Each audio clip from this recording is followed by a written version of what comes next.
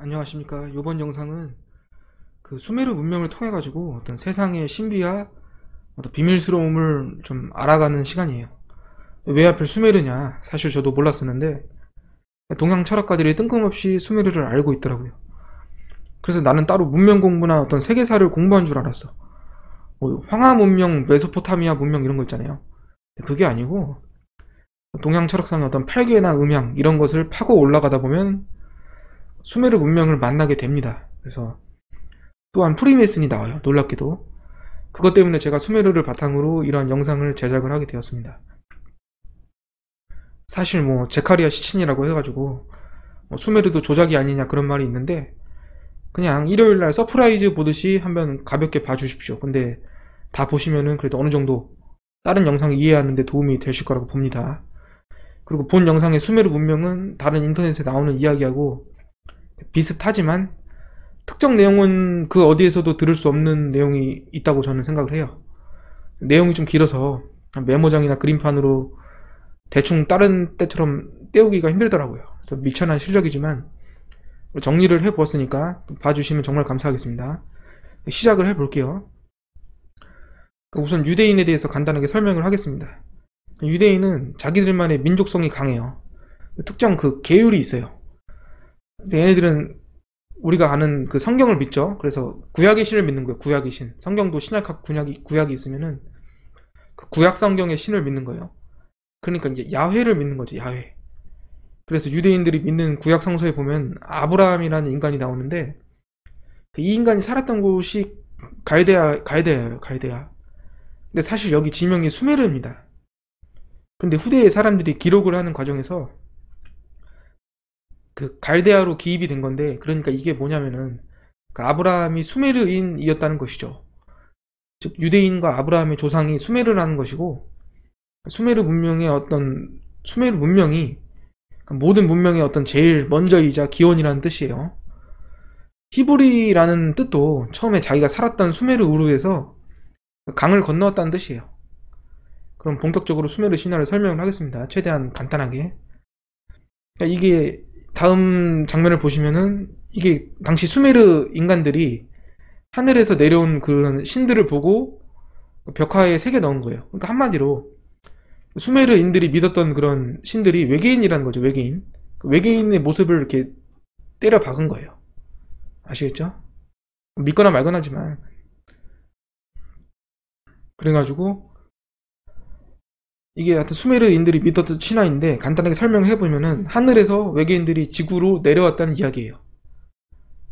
그러니까 이 외계인들을 아눈나키라고 하는데 여러 명의 아눈나키가 지구에 내려옵니다. 시기상으로는 기원전 거의 40만 년, 38년? 38만 년? 이렇게 됐다고 합니다.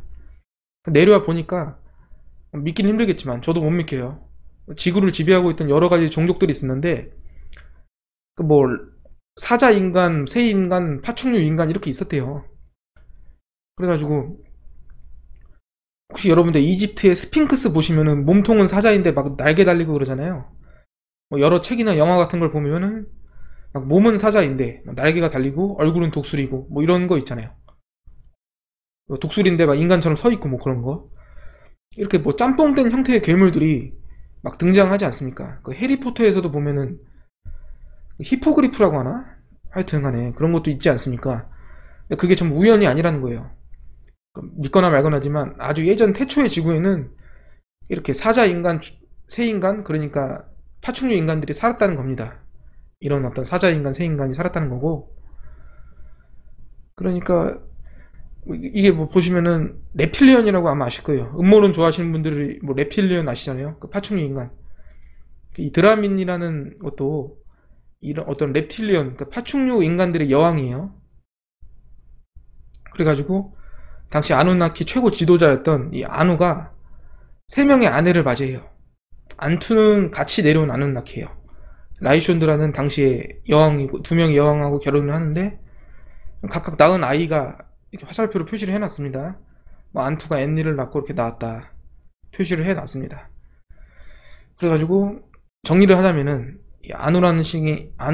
아누나키 최고 신이 하늘의 신이라고 불리고 각각의 어떤 지구에 내려와서 3명의 아내를 맞이해서 3명의 아내를 맞이해서 자식들을 낳았다. 이렇게 보시면 될 것 같아요.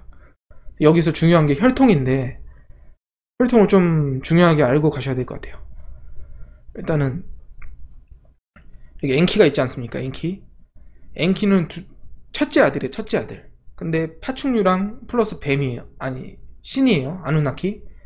그러니까 이게 무슨 말이냐면은 다시 한번 설명해 드릴게요. 좀 너무 길어질 수도 있겠지만 이 아누가 이 드라민하고 결혼을 했잖아요. 그러면 아누라는 어떤 신의 혈통하고 이 파충류의 DNA가 섞인 거잖아요. 그걸 말하는 거예요. 엔키는 뭐겠어요? 파충류 플러스 아누나키죠. 엔닐은 아누나키 이 두 명 결혼했으니까 아누나키 나머지도 뭐 이런 식으로 생각을 하시면 되는데 여기서 중요한 거는 엔키가 첫째예요. 엔닐이 둘째고 근데 직계 혈통은 뭡니까? 엔키가 첫째여도 엔키는 뱀하고 아누나키 혼혈이잖아요. 그러니까 서자인 거예요. 왜 그러냐면은 여기는 아누가 아누나키의 어떤 최고 신이기 때문에 같은 아누나키랑 결혼을 한 자식인 엔닐의 어떤 그 지위가 높을 수밖에 없다는 거죠. 엔닐이 장남이 되고 엔키가 서자가 됩니다. 그러면은 이 니너사그 같은 경우는 좀 다르겠죠. 파충류 혈통이 없겠죠. 이 니너사그는 어머니가 파충류 인간이 아니니까 사자랑 어떤 사자 봉황의 어떤 세인 조인과 사자인의 어떤 혈통이 있겠죠. 니너사그는 이렇게 뭐 혈통이 나뉘었다 정도로 아시면 될 것 같아요. 그래가지고 아누나키가 지구에 내려온 목적이 있을 거 아닙니까? 수메르 문명상으로 아누나키라는 신들이 그러니까 외계인들이 지구에 내려왔는데 그 이유가 뭐냐면은 금을 채광하러 왔다고 해요. 지구에. 그래서 금을 캐는데 그 노동력이 점점 부족해지고 어떤 많은 일들이 있었어요. 그래가지고 아누나키의 어떤 고위 신들이 간부들이 노동력을 대신할 무언가를 만들어야 된다. 그 명령을 내리는데 그게 인간이에요. 그래가지고 엔키가 과학 전문가거든요. 엔키가 담당을 해가지고 노예를 만들게 되는데 하여튼 이게 인간입니다. 그래가지고 잠깐 얘기를 하자면은 엔키가 성경상으로 성경에 나오는 사탄, 그 뱀이라고 나와요. 엔키가 중국의 창세신 부키랑도 동일한 인물이고 당시에 그 엔키가 인간을 만들게 되는데 그 유전공학을 도와줬던 다른 신들이 동생이었던 담키나 그 다음에 니너사그가 있습니다. 3명이서 인간을 창조를 해요. 그래서 인간을 어떻게 만드냐 엔키의 정자하고 담키나의 난자 그 다음에 원시 인류의 DNA 혈액 그 다음에 이런 것들을 다 합쳐가지고 니너사그의 자궁에 착상을 시켜서 만들었다고 해요. 그게 호모 사피엔스입니다. 수메르 문명상으로는 이걸 아다파라고 부르고 성경상으로는 아담이라고 불러요. 최초의 인류죠. 원시 인류는 뭐 호모 에렉투스나 네안데르탈린을 말을 합니다.